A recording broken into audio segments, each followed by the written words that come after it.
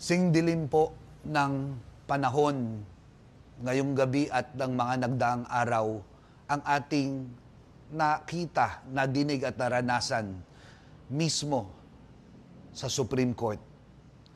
Akala natin nang nakulong si Duterte, uusad na po ang ating inaasam na katarungan.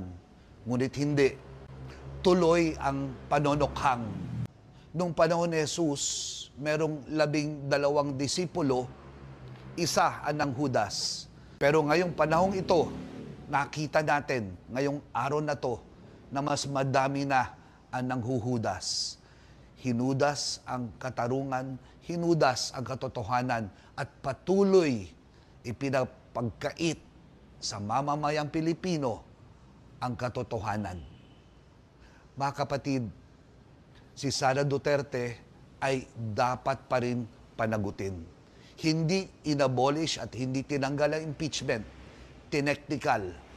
Kaya tayo mga mamamayan, tayong nananampalataya, tayo na nasa laylayan at naniniwala na aayos ang Pilipinas, tayo po ang inaasahang kumilos. Panagutin natin siya sa mga salaping nawala.